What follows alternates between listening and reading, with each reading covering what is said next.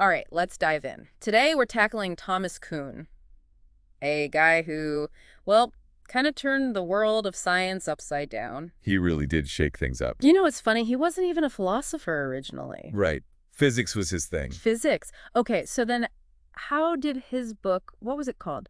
The Structure of Scientific Revolutions. That's the one. How did that become like this huge deal? You know, it's interesting. It actually resonated more with, get this, social scientists at first, more than actual philosophers. That's weird. Why do you think that happened? Well, because Kuhn had this unique perspective, right? Yeah. Coming from outside philosophy, it gave him a totally different way of looking at how science actually works. And it really clicked with social scientists who were wrestling with, the complexities of their own fields. Makes sense. Yeah. And you can actually see this in Kuhn's own intellectual journey. Like, at first, he really struggled to understand Aristotle's scientific theories. Aristotle. Tough stuff. Oh, yeah. But then, all of a sudden, something clicked for him, like a light bulb moment. Suddenly, he understood it in this completely new way. It was like he was seeing the world with new eyes. Almost like when you're stuck on a puzzle and then, bam, you see the solution. Perfect analogy. Kuhn actually described what he called normal science as a kind of puzzle solving. So scientists are basically puzzle masters. In a way, yeah. They work within this shared framework of assumptions and methods. He called it a paradigm. And they use that to try to solve specific problems. So if the paradigm is like the puzzle, what are the actual pieces? Well, Kuhn argued that paradigms are more than just theories. They include these concrete examples of successful scientific work. He called them exemplars. Exemplars. Yeah. These exemplars kind of act like models for future research. Think about, like, Newton's Principia. Ah, Newton. Gravity and all that. Exactly.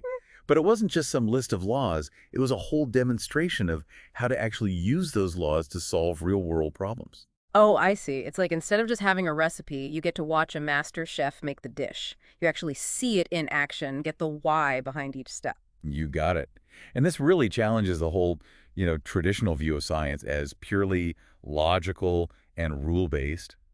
Kuhn was saying that a big part of science is actually learning by example, like we do in everyday life. So what happens when, like, the examples, those pieces of the puzzle start fitting? Well, that's when things get interesting. Those are what Kuhn called anomalies, observations or, experimental results that just don't line up with the prevailing paradigm. Ah, the stuff that doesn't quite fit. Right. And a few anomalies here and there, maybe not a big deal. But when they start piling up, it can trigger this, like, crisis in the scientific community. A crisis, like full-blown panic. Not quite panic. But scientists start to lose faith in their paradigm, start to wonder if it could really explain the world anymore. I can imagine that would be pretty unsettling. Oh, definitely. It's like realizing that the map you've been using your whole life is wrong. Yeah. Like totally wrong. That would make it kind of hard to get anywhere. Exactly. And that brings us to one of Kuhn's most famous and most challenging ideas, incommensurability. Okay, that's a mouthful. It is. But it's crucial to understanding Kuhn. Basically, it describes how hard, sometimes impossible it is, to directly compare theories from different paradigms. Different paradigms, different languages, different ways of seeing the world. Right. It's like trying to measure the side of a square and its diagonal with the same unit. They just don't fit neatly together. So it's not just that scientists have different opinions, it's that they're almost speaking different languages. Exactly. They might be using the same words, but they mean totally different things. And this has huge implications for how we think about scientific progress. And how different fields of science talk to each other. For sure. I mean, think about it. If paradigms are so different, does that mean scientists are literally experiencing the world differently? Whoa, that's a mind bender. Are they like living in different realities? Well, Kuhn argued that scientists in different paradigms are basically practicing their trades in different worlds. Different worlds, wow. Okay, so how does that even work? Well, think about something like, the duck-rabbit illusion. The what? The duck rabbit. It's this image that can look like a duck or a rabbit, depending on how you look at it. Oh, yeah, I've seen those. It's like your brain flips back and forth. Exactly. Kuhn used that to illustrate how the same data, the same world even, can be interpreted in radically different ways, depending on your paradigm. I'm starting to see why social scientists were so drawn to Kuhn. Their fields are all about these complex systems that are constantly changing, right? Where there's not always a clear right or wrong answer. You're getting it. Kuhn's view of science, with its emphasis on history and how paradigms change, it gave them a whole new way to think about their own disciplines. So maybe instead of searching for absolute truth, it's more about understanding how our understanding of the world evolves over time. That's a great way to put it. And Kuhn helped us see that science isn't some, static, unchanging thing. It's dynamic, it's messy, and it's deeply human. Okay, I gotta say, my head's spinning a little. It's a lot to take in. It is, but it's fascinating. So we've talked about these paradigms, how they shape scientific thinking, and how sometimes those pesky anomalies pop up and challenge everything. Right, those anomalies, they can really shake things up. And then bam, we get these scientific revolutions, these huge shifts in how we see the world. But how does that actually happen? Do scientists just suddenly have like a eureka moment and everything changes? It's not quite that simple. You got to remember, scientists, they invest a lot in their paradigms. Yeah, they build their whole careers around them. Exactly. Their reputation, even their sense of who they are as scientists, it's all tied up in that paradigm. So just abandoning it, that's not easy. It's like, I don't know, realizing your favorite band isn't actually that cool anymore. Huh. Yeah, there's that emotional attachment you don't want to let go. You try to hold on to that image you had of them. Exactly. So these scientific revolutions, they don't just happen overnight. Kuhn argued that they start with, that growing awareness of the anomalies. The stuff that just doesn't fit. Right. At first, scientists might try to, explain them away, make them fit somehow. Force those puzzle pieces, even if they don't belong. But eventually, the evidence, it just becomes too much to ignore. So it's like a relationship that's, slowly falling apart. You try to fix things, but the cracks keep getting bigger. and eventually, you got to face the fact that it's just not working anymore. That's a good way to put it. And that's when we get what Kuhn called a crisis in science. A crisis. Sounds dramatic. It is. Scientists start to lose faith in the existing paradigm. They're not sure it can really explain the world anymore. But hang on a sec. If scientists are basically speaking different languages, like we talked about before, how do they even, resolve this crisis? Yeah, that's a great question. And it brings us back to that idea of incommensurability. Right, because it's like trying to have a debate when you're both using the same words, but they mean totally different things. Exactly. So Kuhn argued that these scientific revolutions, they're not just rational debates settled by logic and evidence. There's a whole lot more going on. Like what? Well, social and historical influences play a huge role. So it's not just about who has the best data, it's about who can convince everyone else. Like, there's a human element to it all. Absolutely. It's about power dynamics, Yeah. about who gets to decide what's important, what gets funded, whose work gets published. So it's kind of like politics, almost. In a way, yeah. Think about who gets invited to speak at those big scientific conferences. Who gets to write the textbooks that everyone studies? These things all shape the direction of science. This makes me think about all those scientific theories that we used to believe, but now we know they're wrong. Like what? Like, I don't know, the whole Earth being flat thing. Oh yeah, that's a classic example. And it illustrates a really crucial point that Kuhn made.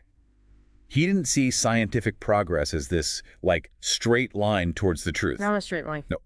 He saw it as a series of these paradigm shifts, each one offering a better understanding of the world, but not necessarily the final truth. So we're always getting closer, but we might never actually arrive. That's the question.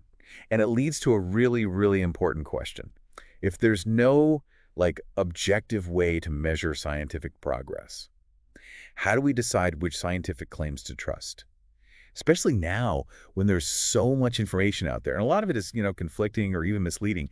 That's the million-dollar question. And it's one that Kuhn himself struggled with. He argued that there's no Archimedean platform, no neutral place to stand and judge all scientific theories objectively. So we're just left to figure it out on our own. That's kind of scary. It can be.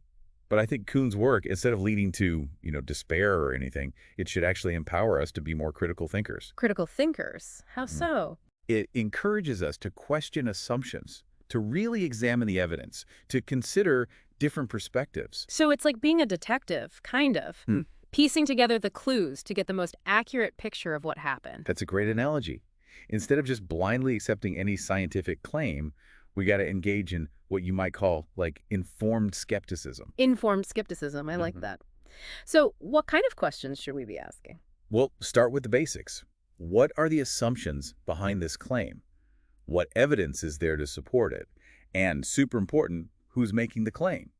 And what might their motivations be? Right, because everyone has an agenda, even scientists. Exactly. And we got to be aware of that. And of course, consider the source. Is it a credible, unbiased source? Or is there some hidden agenda behind it?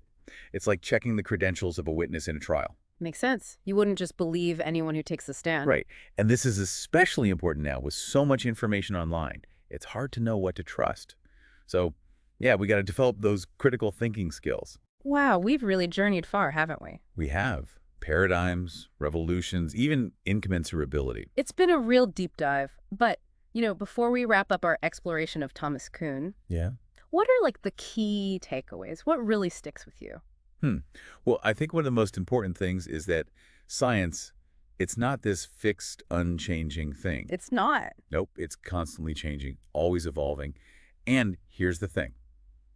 Human factors, they play a huge role. So it's not just about like cold, hard facts. Not exactly. It's about how our understanding of those facts changes over time. So instead of searching for some ultimate like capital T truth, Right. science is more about like constantly refining our picture of the world. You got it. And Kuhn's whole concept of paradigms, that helps us understand how this happens. Paradigms, yeah, those frameworks we talked about. Exactly. They give us the structure for scientific inquiry, but they're not set in stone.